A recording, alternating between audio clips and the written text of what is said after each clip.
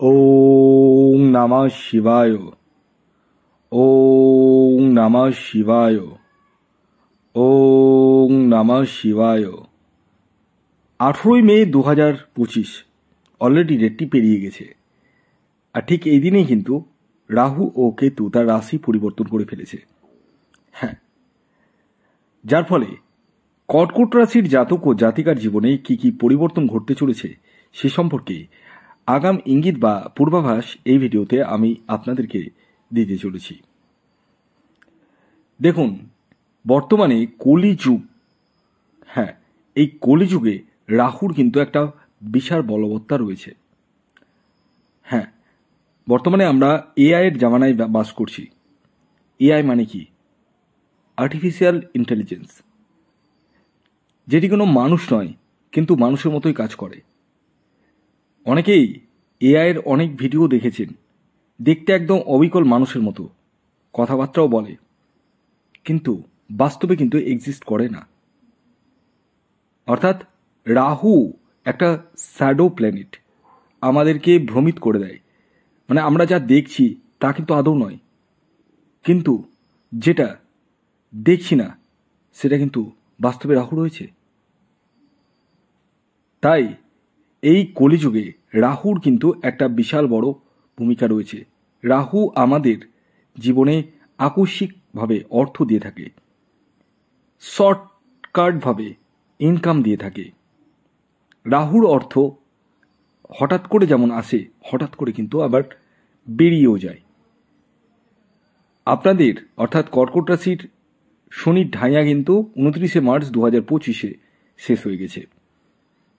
বর্তমানে কিন্তু কর্কট রাশির কোনো শনির ঢাইয়াও নেই, সাড়ে সাতি তো নেই। আর এই রাহু আপনাদের 18ই মে 9 হাউস থেকে 8 হাউসে আসছে, আর কেতু আসছে 3rd হাউস থেকে 2nd হাউসে। মানে অলরেডি এসে গেছে। আগামী 1.5টা বছর মানে 18টা মাস কর্কট রাশির জাতক ও জাতিকার জীবনে কি কি প্রভাব পড়তে চলেছে সে বিষয়ে আমি আপনাদেরকে সবিস্তারে জানাতে চলেছি। ভিডিওটি একটু বড় হতে পারে, আশা করি আপনাদের প্রত্যেকেরই কিন্তু কিছু না কিছু কাজে আসবে। ভিডিওটি কমপ্লিটলি দেখুন। আমি আপনাদেরকে পূর্বেই বললাম, রাহু অ্যাকচুয়ালি আমাদের এই বর্তমান এআই যুগে অনেক কিছু কিন্তু দেয়।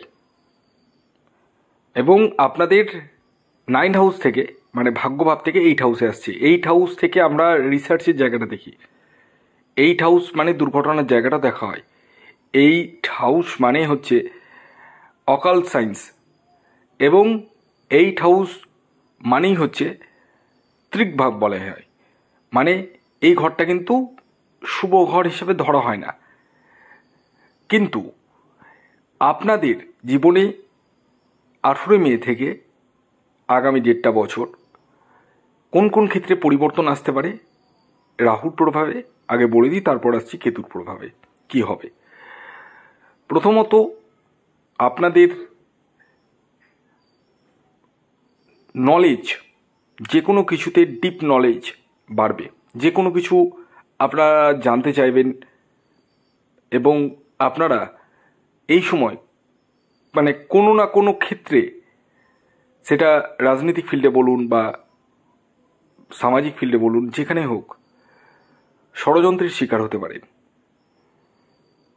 একটু কেয়ারফুলি হতে হবে। মাথা গরম হওয়ার প্রবণতা বাড়তে পারে। ডিসিশান মেকিংয়ের ক্ষেত্রে কিছু পরিমাণ সমস্যা আসতে পারে। তবে হ্যাঁ, রাহু যেহেতু 8 হাউসে আসছে, সেহেতু আপনাদের জীবনে আকস্মিক অর্থের জায়গাটা কিন্তু এনে দিবে।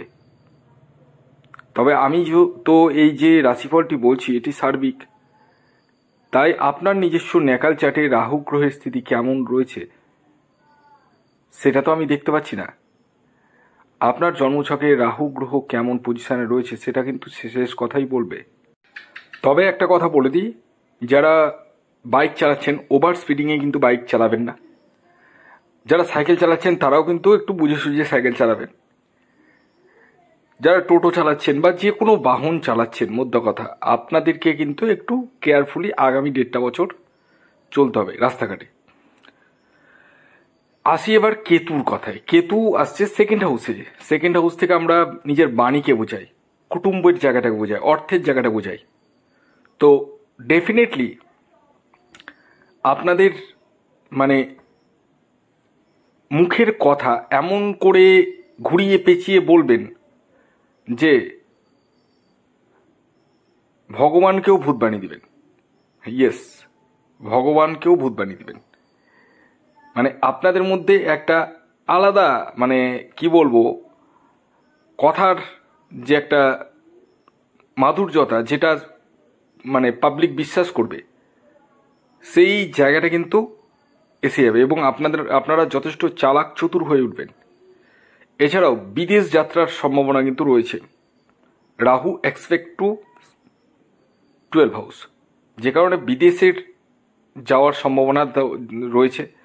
পাশাপাশি যারা ফরেন কানেক্টিভিটি রয়েছে তাদের ক্ষেত্রেও ভালো। কুটুম্বের জায়গাটা কিন্তু ভালো রয়েছে। সেকেন্ড হাউসে যেহেতু কেতু রয়েছে, মানে আপনার ফ্যামিলির মধ্যে ধরুন কোনো আর্গুমেন্ট ছিল দীর্ঘদিন ধরে, সেটাকে আপনি এমন করে ঘুরিয়ে পেঁচিয়ে ঠিক করে ফেলবেন যে ওরাই ভাবে যে না আমাদেরই দোষ ছিল, ও তো কোনো অন্যায় করেনি। ওই যে বললাম, কেতু সেকেন্ড হাউসে থাকলে এগুলোই করবে।